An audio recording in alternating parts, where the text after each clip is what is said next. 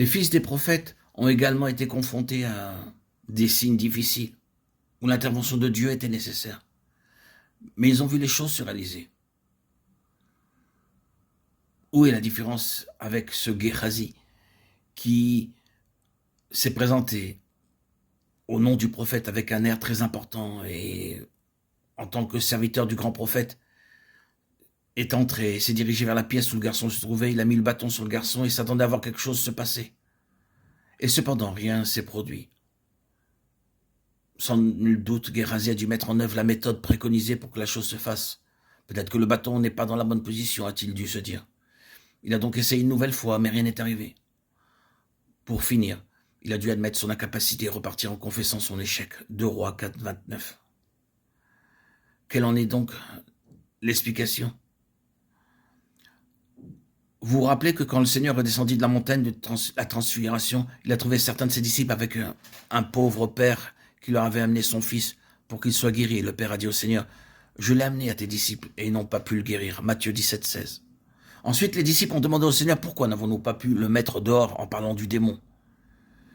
Bien sûr, vous vous rappelez comment Géhazi a fini. Il avait vu le miracle dont Naaman avait été l'objet. Celui-ci, se voyant guéri de sa lèpre, a voulu faire un présent au prophète, et le prophète l'a refusé. Mais Géhazi était gouverné par des intérêts personnels, et il est allé auprès de Naaman, et en inventant une histoire, il a obtenu le présent. Quand il est revenu, son maître lui a dit « Mon esprit n'était pas absent lorsque cet homme a quitté son char pour venir à ta rencontre. La lèpre de Naaman s'attachera à toi. » 2 Rois 5, 26, 27. Géhazi était devenu lépreux. Maintenant, et c'est une chose très solennelle de rapporter cela au Nouveau Testament, vous voyez Simon-Pierre dans cette cour reniant son Seigneur 3 fois avec des serments et des malédictions. Que signifie tout cela?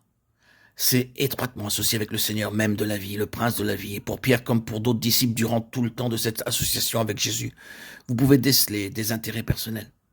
Ils avaient des intérêts personnels pour le royaume, ils voulaient la position dans le royaume, ils se querellaient entre eux pour savoir qui serait le plus grand dans le royaume. Oui, il y avait des éléments personnels, à la fin de tout cela, c'est la mort et la lèpre spirituelle. Tout ce qui est personnel, professionnel dans le domaine de notre association avec le Seigneur se termine inexorablement par notre défaite. Cela ne fera pas progresser le témoignage. Si les fils des prophètes étaient dans une autre position, ils étaient en union vivante avec celui qu'ils appelaient Père. Il n'y a rien en eux qui soit de l'intérêt personnel. Quoi que vous puissiez dire à leur sujet, malgré leurs défauts, leurs faiblesses et leurs échecs, vous devez reconnaître que ces hommes sont réellement en esprit d'un même cœur avec leur maître. Et ils reconnaissaient que pour eux, tout dépendait de ce maître. Est-ce qu'il y a du poisson dans le pot? Bien, lui seul peut résoudre la situation. S'agit-il de cette foule affamée de gens ayant besoin de nourriture alors qu'il n'y a rien pour eux? Lui seul peut le faire. Il les alimentera. Est-ce que ce fer de hache est allé par le fond? C'est lui qui peut le récupérer, non pas Géhazi. Le pouvoir est en lui, et en lui seulement. Ils sont en esprit de l'autre côté du Jourdain, dans le domaine où les éléments personnels ont été traités. Je reconnais que l'image est imparfaite, mais je pense, et il n'y a aucun doute, que c'est ce principe que nous avons dans tout cela. Si la croix n'a pas fait son œuvre, nous sommes quelque chose dans l'œuvre de Dieu, et l'issue c'est la mort, et non pas le chemin de la vie.